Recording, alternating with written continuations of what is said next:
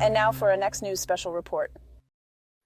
Brace yourselves, America, as the 2024 election looms. A bombshell revelation from a former FBI director, the disgraced Andrew McCabe, has sent shockwaves through the nation.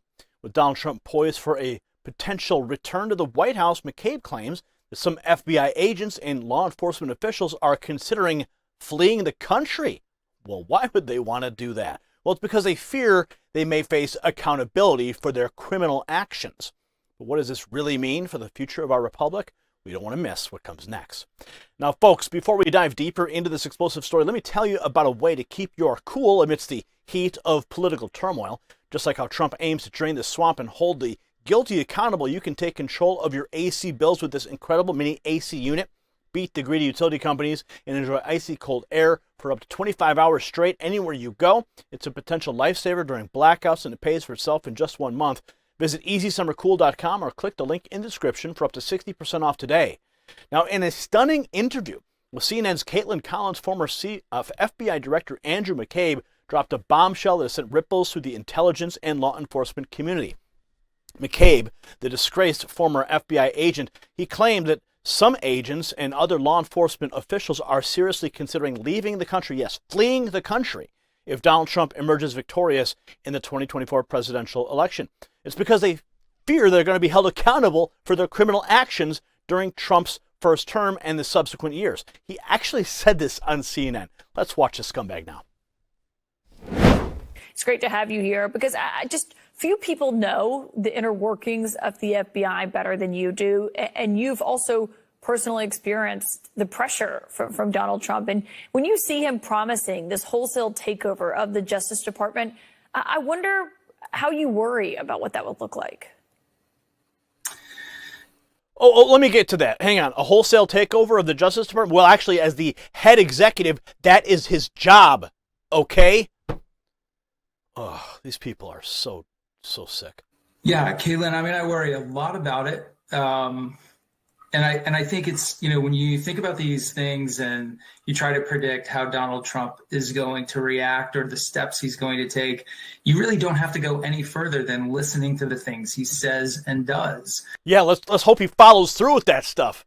Puts you all in prison. I mean, his comments recently are offensive and horrendous, but they're not. Oh, your feelings were hurt. Horrendous and offensive. This guy is a former FBI agent, and he can't even handle a couple of nasty words. Surprising in any way. He's been saying this for quite some time. I will be your retribution is his refrain to his supporters. So, yeah, it's time, my friends. It is time to drain the swamp and lock them all up. You know him. You know what motivates him. He is not a person who's driven by principle or ideology. He is someone who's entirely transactional. And if he feels like he's been wronged in some way, then he focuses on revenge. And I wonder, what could there be any, I mean, really? Is there any reason why he might feel like he's been wronged? Let's see, impeachments, investigations, all the indictments, lawsuits. Yeah, of course, there's no reason for him to have a chip on his shoulder at all. And I'm even surprised that he's even functioning as a human being, because any normal person would have crawled under a rock already. And vengeance. And so he's made it perfectly clear that that's what he's going to do. And in the process of seeking that, he is going to he runs the risk of really dismantling and greatly incapacitating the Department of Justice and the... Oh, maybe it should be incapacitated, because you guys aren't even doing your job. What was that one guy that didn't kill himself? What was his name? I forgot. He had a book with all his clients. Yeah, can't figure it out. Whatever happened to that guy? Whatever happened to all those people? Yeah, they're not doing their job over there. FBI. And that is something that Americans on both sides of the political aisle should be worried about. Yeah. We depend on those institutions to protect us. Well, what do you think and he is proposing to tear them down. What do people inside the FBI think when they hear a comment like that? Oh, great question, Caitlin. What do people in the FBI think about? Man, your nose is so freaking brown. It's terrifying. It's frightening. I have a lot of conversations with former colleagues, people who are or were in the intelligence and law enforcement community and may have worked in, the Obama administration, other places. And, people are really trying to assess, what is life going to be like if Donald Trump wins a second? Oh, yeah, you should live in fear. You should live in fear that your judgment day will come at the hands of an executive branch that will actually lay his authority down upon you. That's the life that you should be looking forward to. Term. And on a very personal level, these are torturous discussions with their family members about whether or not they have to leave the country. Yeah, they would only leave the country if they were guilty of something. Like when you hear, remember P. Diddy? He fled the country, right? Because why? He was guilty of something. Okay, so these people who he's talking about are about fleeing the country. It's because they have committed crimes against America. All right? Fugitives from justice is what they will become. He's basically admitting that they're all criminals right there.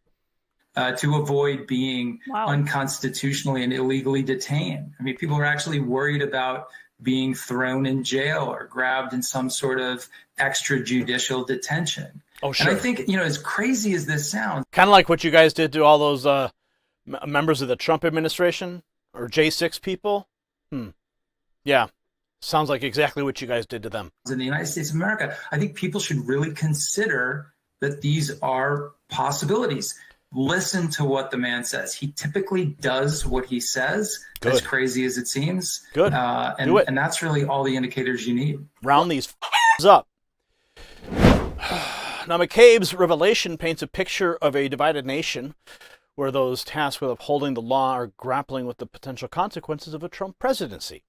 The former FBI director suggests that these individuals are worried about facing unconstitutional and illegal detention under Trump administration, a concern that stems from the belief that Trump is driven by a desire for revenge against those he perceives as his enemies. However, it's crucial to consider the other side of the coin. Trump's promise to drain the swamp resonated with millions of Americans who felt that corruption and abuse of power had gone unchecked for far too long. If Trump were to win in 2024, he would have the authority to investigate and hold accountable those who may have engaged in misconduct during their tenure in government. McCabe's own history with the Trump administration is a case in point. He admitted to secretly spying on Trump and his associates, a grave abuse of power that undermines the very principles of our republic. If Trump were to return to the White House, he would be well within his rights to ensure that such actions are thoroughly investigated and that those responsible face the consequences of their misdeeds.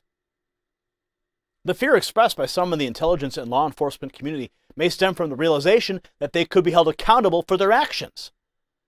In a nation built on the rule of law, no one should be above the law, regardless of their political affiliations or their position. Trump's potential return to power could signal a long overdue reckoning for those who have abused their authority and betrayed the public trust. So it is important to note that seeking justice is not the same as seeking revenge.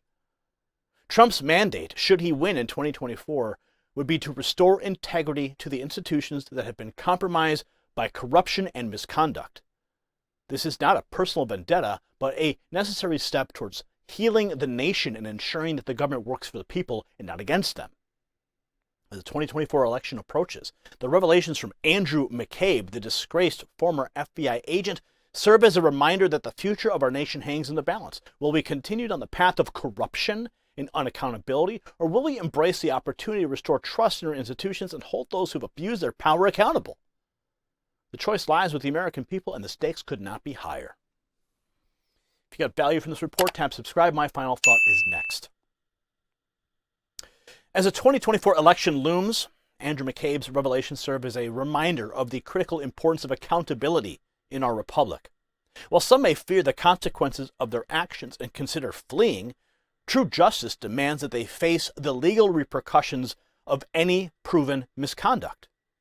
If elected, Trump would have the solemn duty to restore trust in our institutions by ensuring that no one, regardless of position, is above the law. The future of our republic depends on it. Congratulations, you made it to the end of the video. Now keep up your quest for truth with this next news report. And if you found our channel enlightening, join the millions who agree with you. Tap subscribe. Thank you for watching the Next News Network.